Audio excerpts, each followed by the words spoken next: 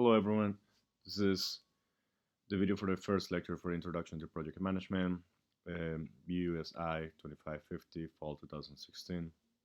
My name is Professor David Rojas, and if I've been keeping you guys in an update, unfortunately at this point, presenting some research work that I've been doing outside the country, hence the fact that I won't be able to be there this week. However, that does not mean at any point that we want to start with the course.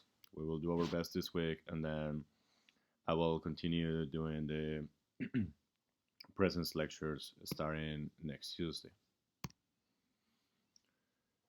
In terms of a little bit of an introduction of who I am, I did a bachelor in engineering, electrical and mechanical engineering, down in South America, so you guys can explain my accent. Then I did 2 years working as a project manager and lead engineer at MedSip Corporation.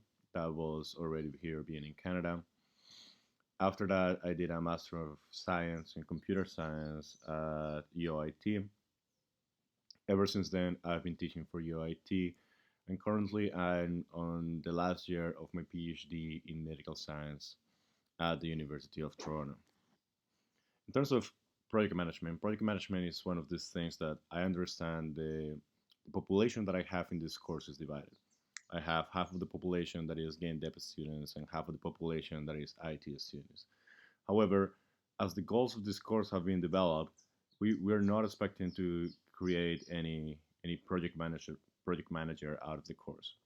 As you guys might know, there are project manager certifications that people actually can go for, and then based on those certifications they can actually reach jobs on those particular cases. Here in this course, what we are trying to do is provide you guys with enough tools and enough understanding of what are the project management processes that you guys need to be aware of, so you guys can work on the type of projects that your field actually is going to demand. Hence, with my experience being a project manager and my experience running projects, especially research projects, I feel that I have enough background and tools to provide you guys with enough knowledge of what project manager will be. And this has to be an interactive course. This has to be somewhere where I want to hear your needs. I want to hear what you guys are actually interested on and try to make it as tangible as possible for you guys. There's no point on me giving you all the theory about the processes of project management and what you guys are supposed to do if we don't apply that into something that is tangible for you guys and you guys can see the usability of each of those tools. So before we start with today's lecture, in reality, I'm just gonna do a brief overview over what is the course outline. I'm gonna talk about specific points about the course outline. I understand that there's different students on the course from different programs, so I will try to actually tackle all the possible cases that we can encounter in the course in terms of the assignments and whatnot. Aside from that, I will deliver a short lecture on what is the importance of project management and what things actually can go wrong if project management is not delivered or conducted in the proper way.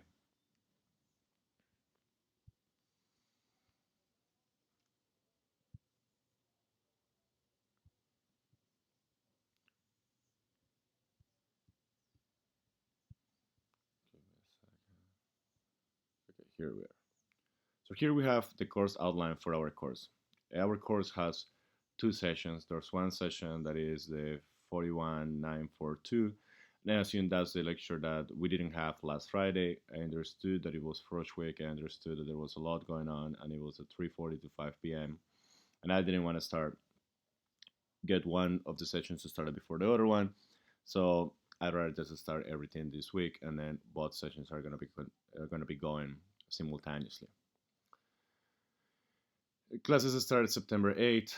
I hope that by now you guys are more settled with university life again. Classes will end on December 5th, and the last day to drop the courses is October 5th. I'm going through all these dates, and I know you guys might be already aware of all these dates, but it's asked for the university that we walk the students through the basic dates so they are aware on the first day of the course what are the dates that they need to be paying attention to, and what are the rules of the game that they're going to be into for the rest of the year, for the rest of the term. In terms of office hours, I understand that there's a large number of students here. We are talking about over 150 students.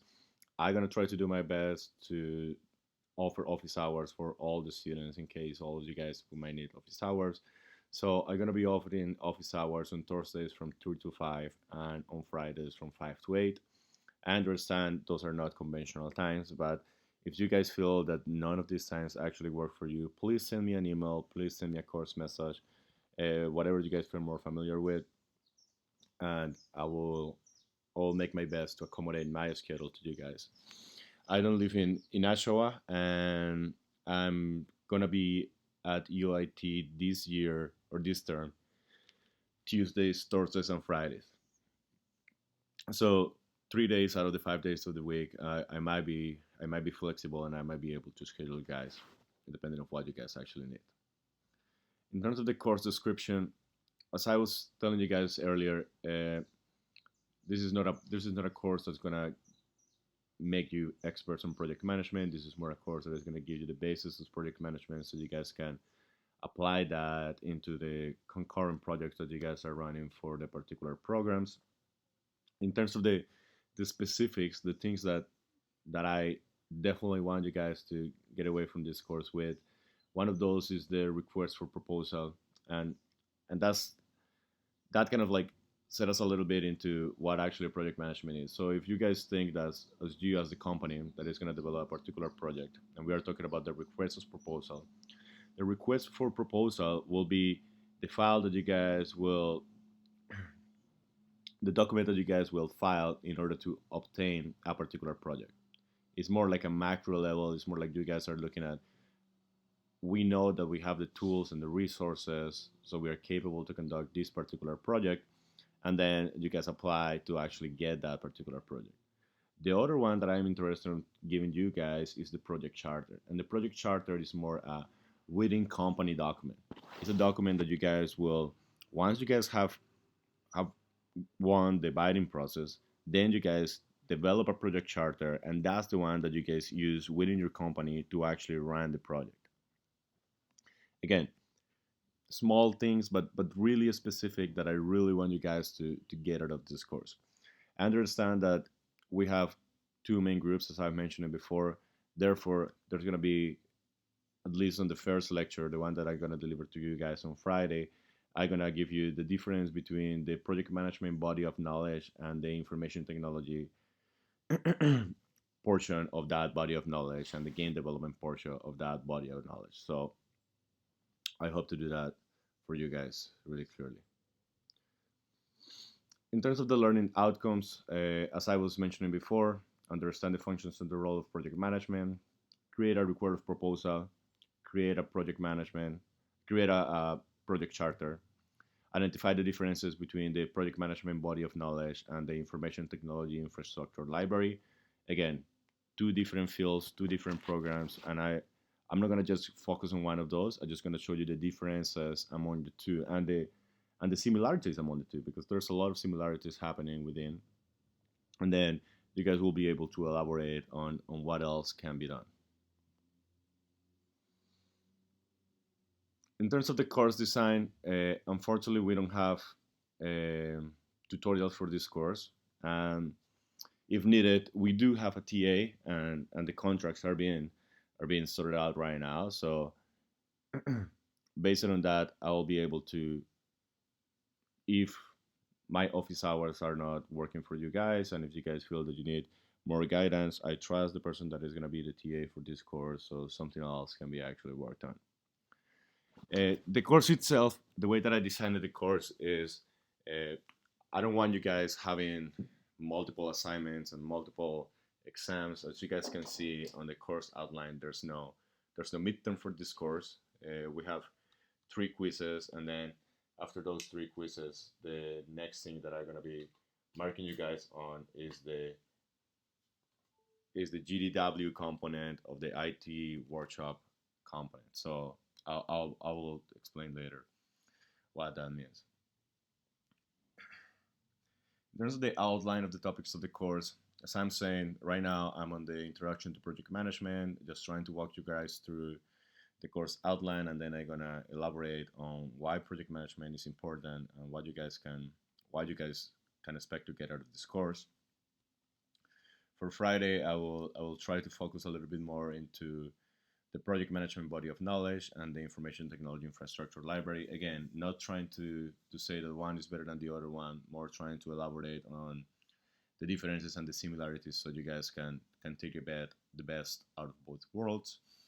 Then we're gonna go into project selection, and here is interesting or is important to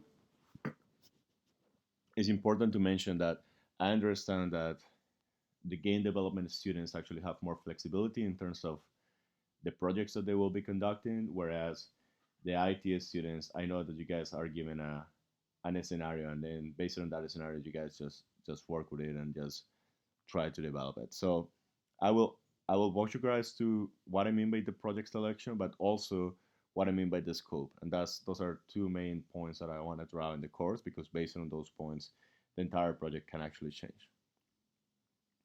After that, we'll be talking about different type of project management. I'm gonna give you guys uh, really useful tips so you guys can differentiate between waterfall versus rapid development. Then we go into the project time management, project cost management, project quality and human resources management, project stakeholder, and evaluations and project risk management. If you guys look at the book, uh, I think the book is Information Technology and Project Management. I understand that it says Information Technology, but actually the book is only giving you the basis of what needs to be done or what are the concepts that needs to be known so you can understand what the role of a project manager is within a particular company. And I know all you guys are going to end up working on multidisciplinary fields in which understanding what the role is for the different people in your company is going to be an asset. The co-curricular days, there will be no lectures per se held on October 29, 27th and 28th. You guys are probably aware of this, but I've been asked to remind you guys. There's going to be workshops going on around the school that you guys are encouraged to actually take advantage of, but then there will be no class per se or no lecture during that time of the year. In terms of the structure of the evaluation method, and I know that's probably the part that you guys are always more interested on. We're gonna have quizzes. We're gonna have three quizzes, one in October 11, one in November 1st, and one in November 22. The quizzes on its own are not gonna be theory quizzes because I'm a firm believer that you guys don't need the theory, but you guys need to know how to apply that particular theory.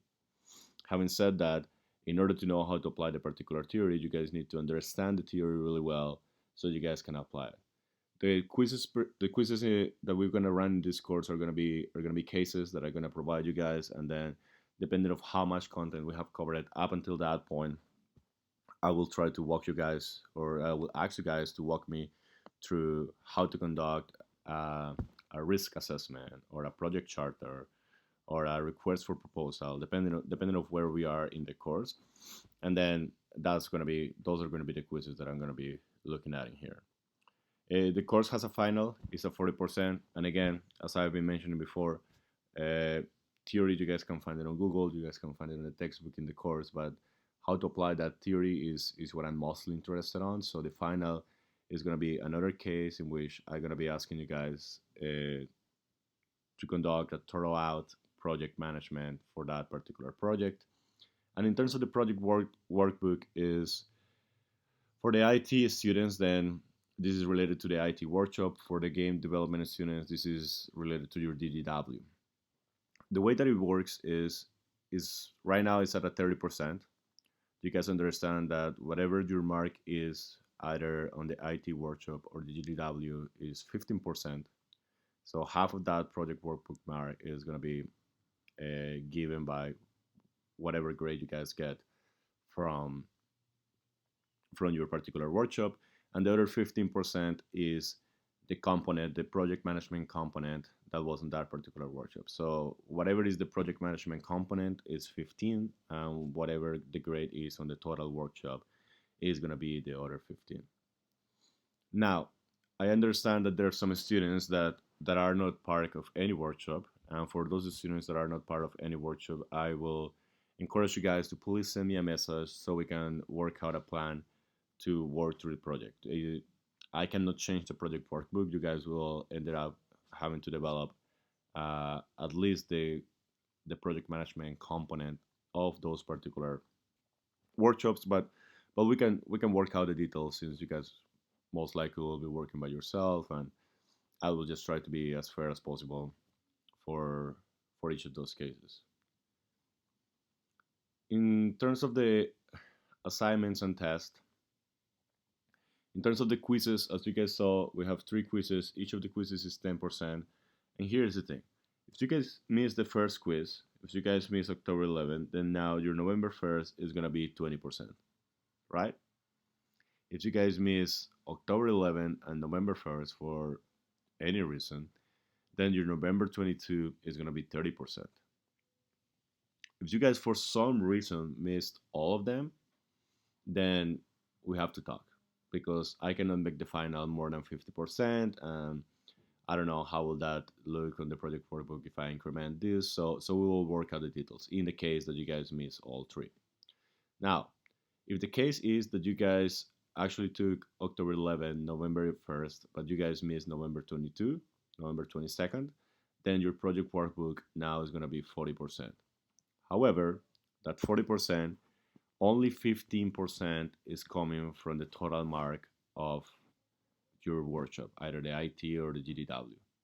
The rest, the other 25, is going to be the project management component of that particular workshop. I'm not making any case in which you guys don't do the project workbook because I understand that everyone has to actually complete the project workbook depending on the program that you guys are at. So that's probably not going to be the case. And if you guys miss the final, you guys will get it deferred, and then I will deal with that. Since it's 10%, if you guys miss any quiz or anything like that, you guys will have to contact the office upstairs at the 4th floor of the UB building, and then they will notify me that you guys have submitted a missing a file for absence, and then we will do all the process. It's just more so that the excuse that you guys are using for not attending the class or missing any of the coursework is actually a bad excuse. I just want to say at this point that at this point, I understand this is a video, and I understand there might be some questions about it, but if you guys have any questions about whatever we are doing or whatever I've said so far, please do not hesitate and contact me. I'm in a different country, but I have access to internet, and I will be double checking my mail or my personal email, my UIT email, or the course messages quite often so I can clarify any question that you guys might have.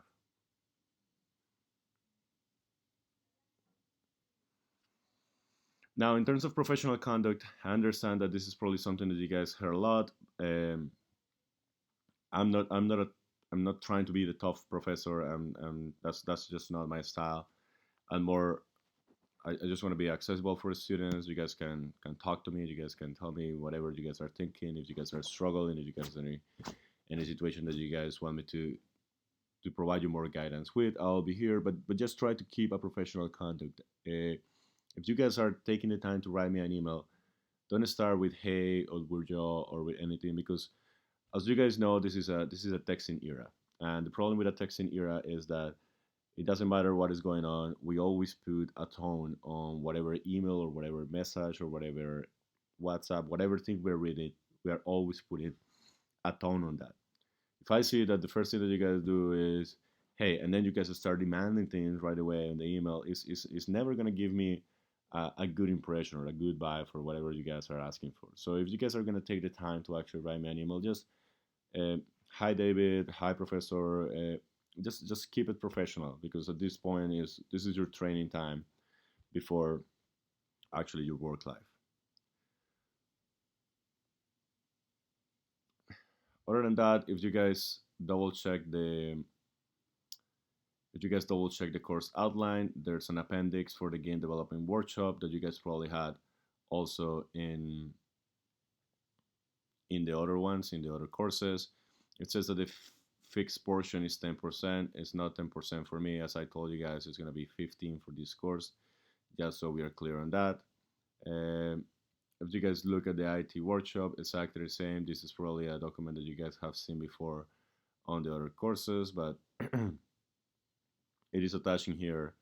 And if you guys have any question about it, you guys can contact me, or you guys can contact the workshop supervisors or the people that is in charge of running those workshops, and then we can figure something out.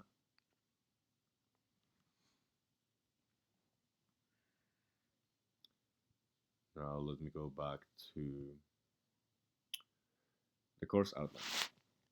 So after we have talked about the course, about what the course is entailing, about what I expect you guys to actually get out of the course, how the quizzes are gonna be, how the project is gonna be, how the evaluation, what kind of concepts or basic components I really want you guys to get out of the course. I understand, and I was a student, as I said, I finished my master's probably 4 years ago, and I understand that one of the main issues or one of the main constraints that we have with this course is that students do not see the value of project management. And I understand that is a common phenomena, but what I'm gonna try to do right now is trying to show you guys different examples of situations in which things probably haven't gone wrong, but then probably could have been better if proper project management um dynamics will have been implemented. So first is, what is project management? And the best way that I have to define project management is proper design and proper planning. Yes, the proper design and proper planning has to be also followed up during the duration of the project. Yes, but the key for project management is a really thorough out design and a really thorough out planning of how things are going to be. The reason why I made so much emphasis on the planning is because the the planning part, the design part of the process of developing a project is the one that actually needs to account for all the different risks and all the different constraints and limitations that that project might have. Every project, every project that you guys might entail or you guys might start working with will always have constraints, risk, things that might go wrong, and all those needs to be accounted since the very beginning so you can mitigate the effects of something like that going bad while you are trying to develop your project. That's successful project management. Project management doesn't mean that your project will not have any issue. Project management means that even if we do have an issue, we will know how to sort out that issue, and then the project will still be successful at the end of the day. You guys gotta remember that any project, absolutely any project, can be conducted with enough money and enough time. That's always gonna happen. It doesn't matter what project it is. If you have an infinite amount of money and an infinite amount of time, believe me, you will make it happen. However, that's not the case on any of the fields that we work with. The game development students, you guys know that there's there's a certain budget that you guys actually work with, and there's certain time allocations that you guys need to meet, and then based on that, you guys need to make the project happen. And the same for the IT students. You guys know that there's no such a thing as an infinite pocket of money. Like there's always limitations, and the trick of successful project management is to make the project happen within the boundaries of time and money that they are being provided. So, why a project present issues? That's if I'm gonna talk you guys into the importance or the relevance of actually using project management, the first thing that I need to start elaborating on is why does a project have some issues? Why does a project actually become an issue?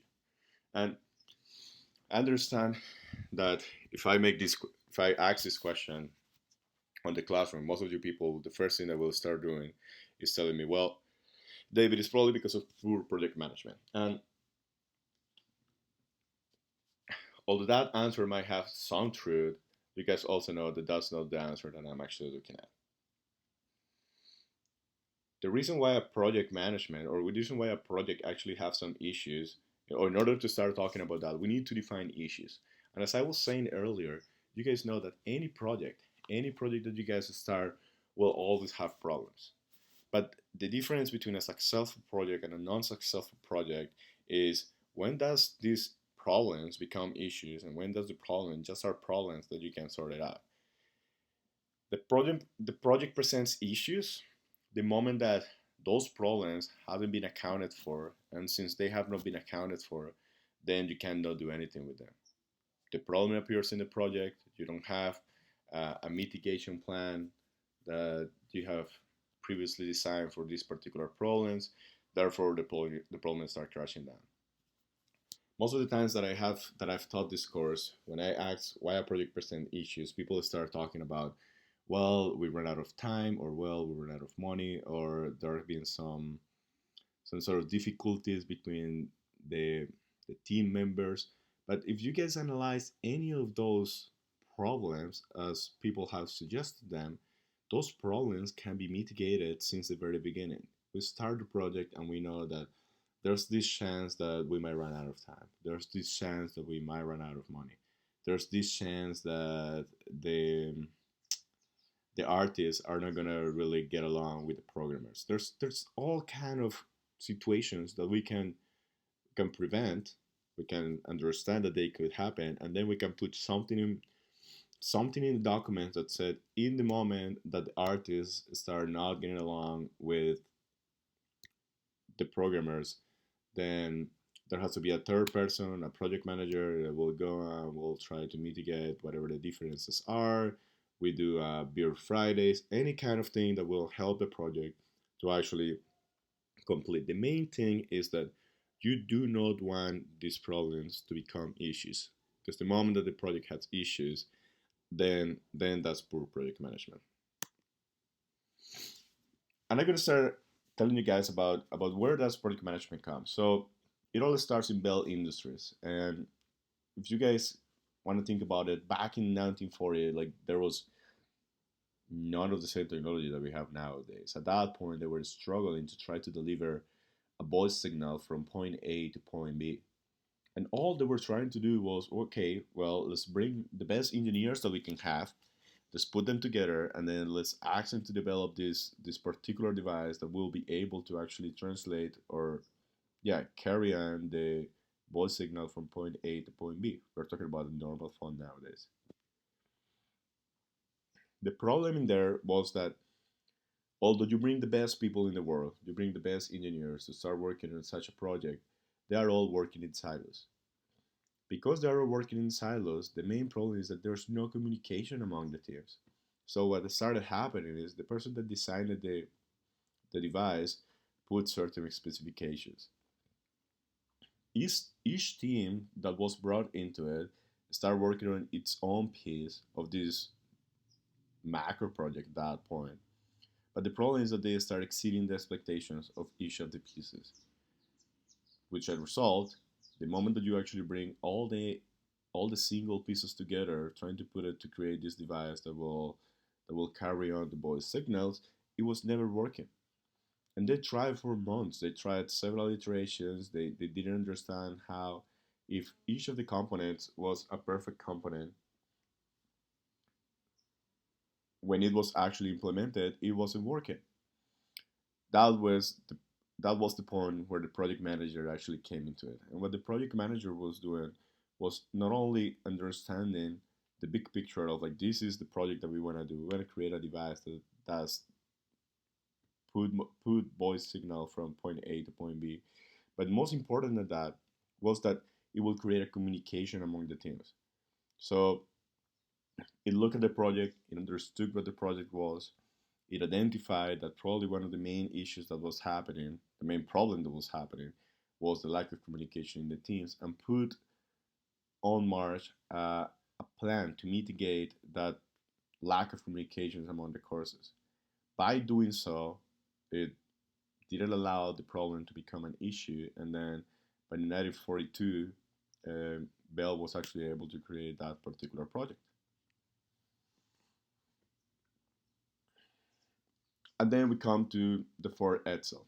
I don't know how many of you guys had actually heard about the Ford Edsel case in 1957, but what happened is that at that point Ford was the king on the automotive industry. It was the 50s. Ford took the lead, and they were pretty much controlling everything. The problem with the Edsel was that the point that Ford actually came out with the Edsel, the population, the stakeholders, the other side, the buyers, were not interested in a car like that. However, Ford thought at that point that because they were the ones that were managing everything, that they knew what the population actually wanted.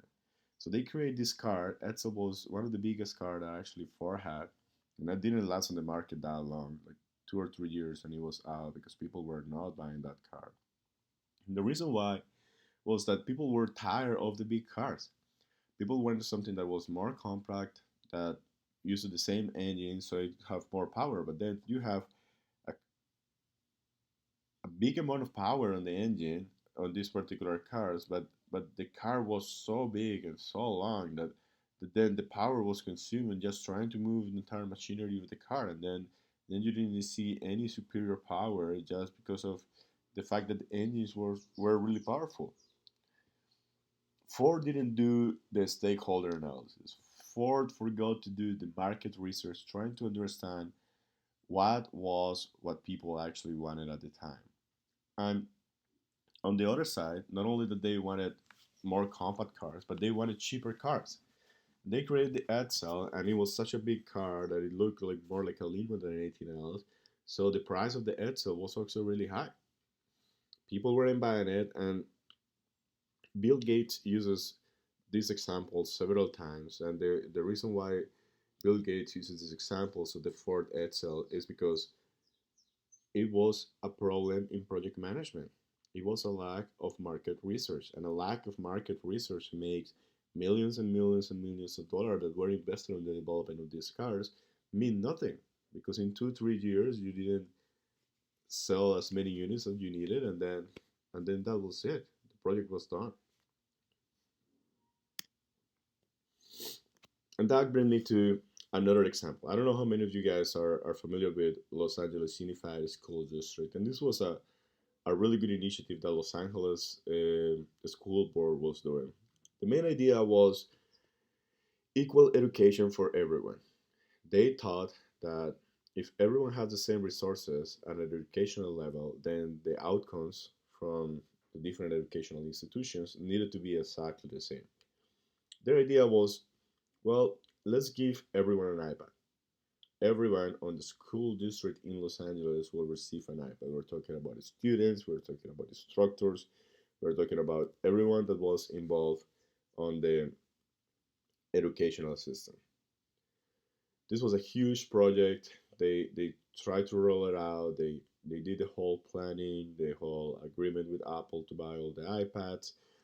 But the problem is that it wasn't just about giving someone an iPad. It's not about only the tool that will deliver a better educated human being. The thing there was, or the main issue that happened in there was that the little component, the educational content that needed to be inside the iPads, the the clarity of that educational content, the adaptability of that educational content, depending of which schools we were talking about or which schools where the iPads be delivered on, was not there. Soon, pretty soon after all the iPads were delivered, they underestimated the power of the students, and then students really quick were able to hack the iPads, get out of the content that was being provided, the educational content, and start using the iPads as normal platforms. The the school district understood that there was something going wrong, but then when they wanted to go and double check the privacies and the security of that particular that particular project, what they quickly realized was that even the content that was inside those iPads wasn't the content that needed to be delivered.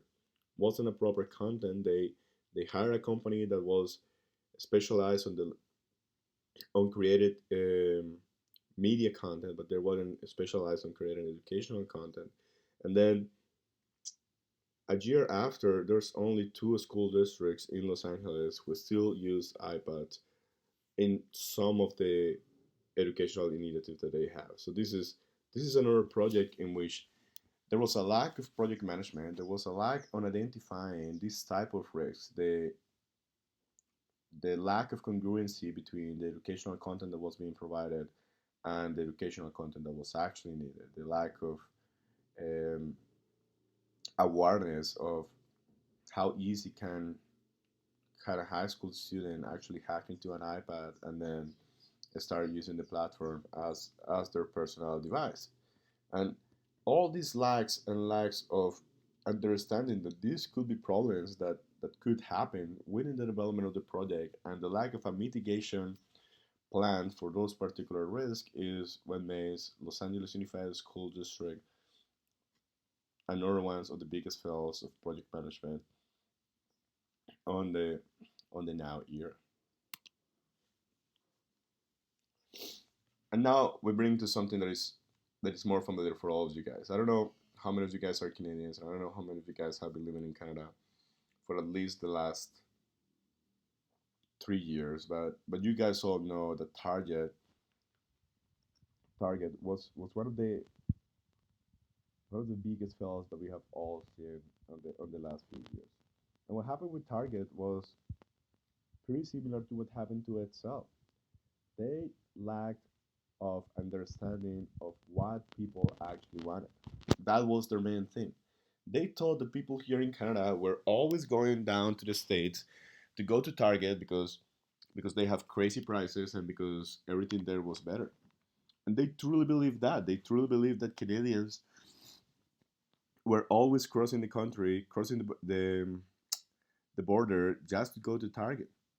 So they decided to enter the Canadian system. They bought sellers. They did a massive implementation.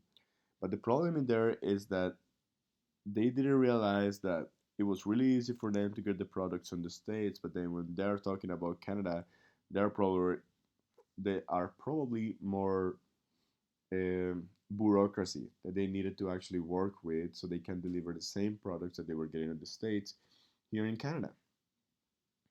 One of the main issues was that the moment that Target opened, they were selling themselves as this is gonna have better products for less prices, or you're gonna get better product for less money. Canadians are intrinsically impatient. On the moment that they started going to Target, what they quickly realized is that most of the shelves were empty. It didn't happen just at the end. It's not a phenomenon that at the end when they were trying to go back to the States, then all the shelves were empty. No, there were places where the shelves were never full. And the issue was that they didn't mitigate the risk of the issues of getting all the products up here to Canada.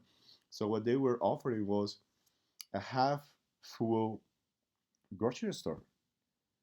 Canadians are impatient, they will go there, they will be expecting better products, but then there was no better products. And since there was no better products, what ended up happening is that, well, yeah, people spended less money, but not because the products were cheaper. It was because there weren't many products to buy.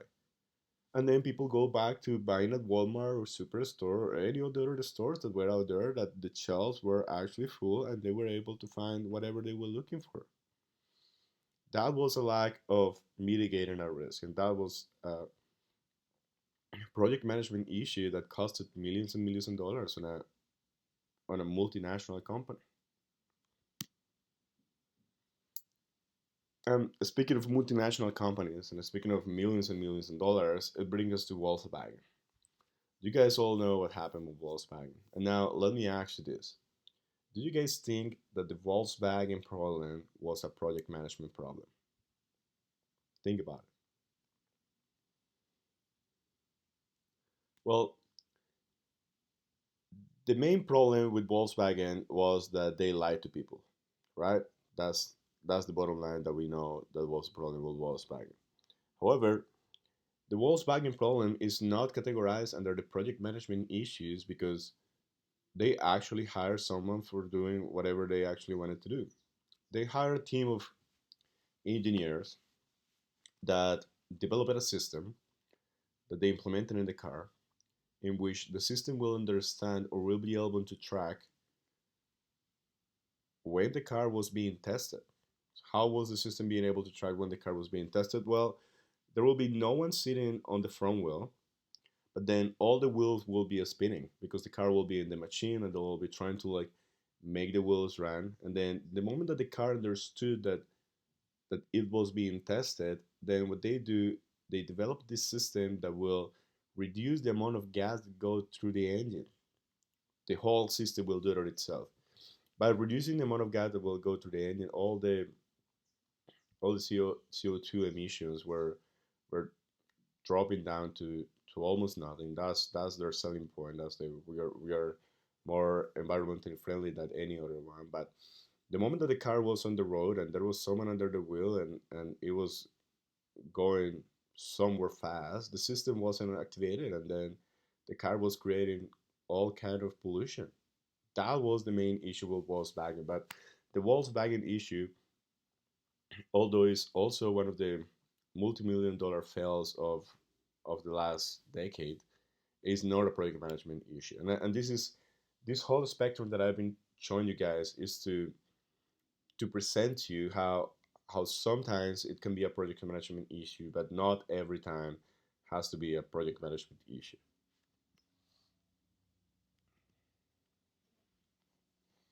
So now I'm just gonna present you guys with some examples, really particular examples, either from game development or either for information technology, and that will be how I wrap it up. These examples that I've been presenting before, although show you the importance of project management, are really in different fields. So I just wanna bring it down to something that is more tangible for you guys at this point.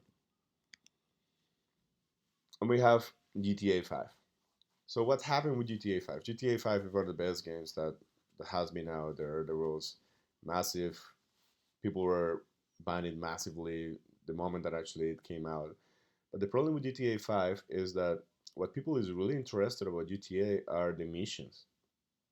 You gotta do this, you gotta do that. And people get really engaged depending on the level of difficulty that you guys use and whatnot. That's what people is really interested in. However, the main problem was when they decided, well, what if now instead of doing missions, we open it online for people? So they did this, and they again a project management issue because they underestimate the number of people that will be playing online. They didn't realize that there were millions of people already playing the game normally. So the moment that you open it online, all those millions of people will be interested in actually trying it online. They did that, and their servers weren't able to actually handle all the people that were trying to access online. Problem number one. But problem number two was that at that point, all that people can do was just beating each other up. So you will be walking around a city, and then you will find someone else that was also playing online, and then you will beat him up, either a bot or whatever methodology you were using. But that was all you can do. And as fine as that is, there's only so much beating people up that people can do before getting boring about it. They have been proposing, and like every week there's always a rumor that now there's the missions that are gonna come for the online. There's the missions for the online, but it's the time, and you guys know that GTA 5 is not a new game. It's been out for a while, but it's the time that they haven't been able to actually put the missions on the online system. Sorry. Again, a huge rollout that GTA 5 did, but poorly project management because they didn't anticipate all these different risks that could have been accounted for before it became a major problem. I don't know how many of you guys are actually familiar with Duke Nuke, but Duke Nuke was one of those games on the early 90s when the computers were really old still and were using computers that didn't have flat screens or anything like that. The game itself didn't consume much, but was a great game at the time. It was a first shooter game, and this is an old military guy that says really socially inappropriate things while he's playing and was killing all sort of creatures and stuff like that. Duke Nukem has been trying to come up with a new version of Duke Nukem, so this one is Duke Nukem Forever, but this one took them 15 years to be in develop. And I'm not saying that it took 15 years of the project just working on what was their final outcome. It took them 15 years because every time that they were per se ready to actually deliver the project, what they realized is that it was outdated. Everything that was happening in the gaming industry was always better than what they were producing. And they have to reinvent themselves several times during the direction of the project. Hence, the 15 years that they spent doing this. This is one of the biggest fails, not only for the 15 years that they took on doing this, but one of the main issues that people have nowadays is that this is 2016. Nobody wants an old dude going around saying inappropriate things while killing people. People is having serious issues with the character itself and the personality of the particular character and how things can actually offend people now in 2016. Something that on the 90s probably it wasn't such a hot topic as it is nowadays. And then this brings us to SimCity. I know we all probably have played SimCity, and it was a really really good game that allowed us to not only navigate through not only to navigate through a particular city, but also to create, be a mayor. You guys know all the craziness that was going with SimCity. The problem with SimCity, really similar to GTA 5, they knew that there were a lot of people working, those people playing the game, but they wanted to offer a multiplayer feature. And I'm not saying anything wrong about the multiplayer feature. I think there are amazing multiplayer features. But the problem with that was that again they underestimate the number of people that will be actually playing the game. Because they underestimate the number of people that will be actually playing the game. What ended up happening was that the server itself had a system that before crashing itself, it will just unhook a bunch of people so it can stay working for the other ones. There will be so many people trying to get to the server at the time that the server will just trying to get people, dropping people randomly, and trying to get more people on and dropping other people randomly. This is a snapshot of or a snapshot of what the server would actually look like. And then you will have more time outside waiting to actually get into the multiplayer session. That's what you will actually stay on the multiplayer session. You wouldn't be able to create any city on the multiplayer session just because the server itself wasn't ready to actually handle the amount of people that was doing. Another project management issue, and pretty similar to the other ones, underestimating your stakeholders. That's why I feel that stakeholders are one of the most important parts when we are talking about project management. And now information technology. I don't know if you guys start thinking about examples of lack of project management in information technology. One of the biggest one that usually comes to my mind is the PS4 fiasco that happened 1 or 2 years ago. And I know you guys are more than aware of what happened in there, but I'm gonna focus on some other brands that did something pretty similar. So Coca-Cola had a problem again back in the early 2000s with a secret cyber attack. There were some hackers from China that sent some emails to one of the top people at Coca-Cola. And as you guys know, at that point, the firewalls were as developed as we have right now. There was no spam on your email. There was not many of the tools that are developed nowadays to help us avoid all that. And what ended up happening is that this guy clicked the link. The link gave access to a bunch of people to actually get control of the Coca-Cola system. And then for weeks, even the people working at Coca-Cola had a problem just trying to get in the system back. Coca-Cola kept this as a secret for a while until uh, late 2000s when they realized and they opened they finally shared with the world that there was a problem and they handled it. And then when they were asked, well, why you guys didn't share at the point? And they were like, well, we just wanted to deal with it on our own. The problem is that they thought at that point, in the early 2000s, the internet is booming, everything is going on. They thought that they had the best team of security people in the world, but they were wrong. They underestimate how good other people can be, and they thought that since they had such a good team, all the thing they just needed was time to actually gain it back. It represented a whole bunch of miscommunication within the Coca-Cola system and a whole bunch of money loss because they underestimated of how bad a cyber attack could be. Will bring us to the Royal Bank of Scotland glitch. So the glitch that's happening here is not due to any hacker, it is not due to any particular attack. What happened was that there was a team at the Royal Bank of Scotia that was in charge of developing a new platform. They have a previous platform, they needed an update of the platform. They started working on the update. They have been doing this for several times. This is not the first update that they were trying. There was many updates that they were implementing. But the problem is that the most updates that you implement, the more you think that you are in control. That's always the main issue.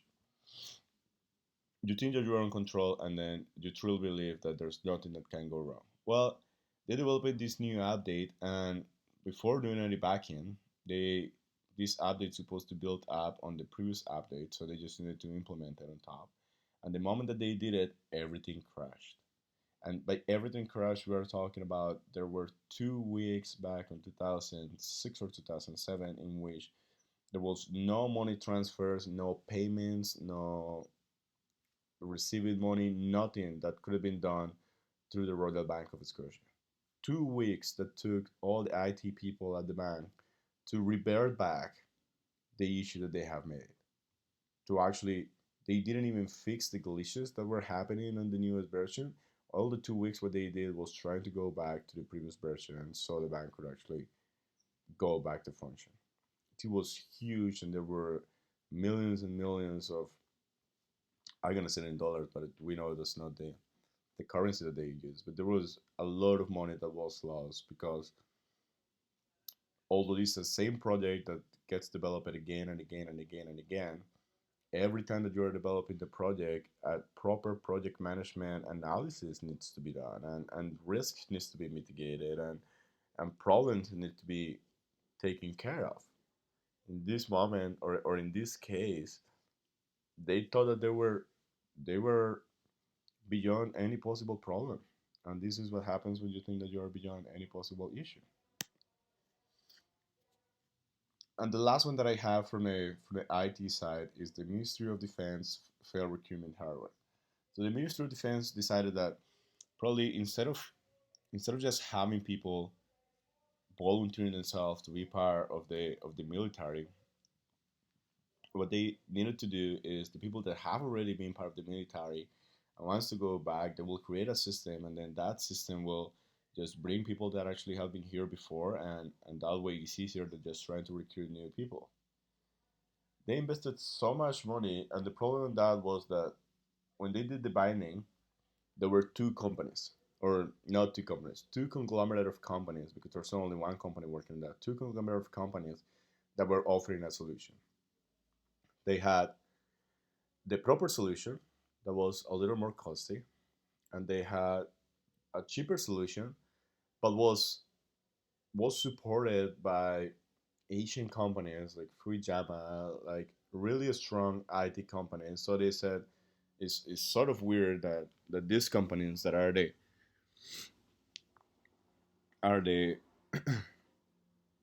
are well-known companies on the field are actually offering a cheaper option. So they decided to go with the cheaper option, although they knew that the other conglomerate of companies that were proposing had a stronger idea of how to tackle the particular how to tackle the particular situations. And then ever after that, it's been the time that the project has been delivered 6 times of have been uh, held 6 times of being delivered. So it's been 6 times that they expected the project or the deliverable, and they haven't gotten nothing. And then this is not only a problem of the money that they are wasting on developing the particular platform, but also because they are actually having a serious problem with recruitment right now. And because they are having that particular serious problem, then the losses that they are getting because of a misjudgment on the project management side in terms of who do we give this project to is actually costing them a lot of money. Excuse me. So now I want you guys to think about what usability do you guys see now in project management after everything that I've been telling you guys about, and after all the different examples that I showed you guys. What sort of usability do you guys see now in project management, and how do you guys think you will be able to use project management this term? That's the homework that I want to give you guys. You guys don't have to write it down, but next time I'll see you, I will definitely ask you what kind of usability do you guys see in project management for this particular term.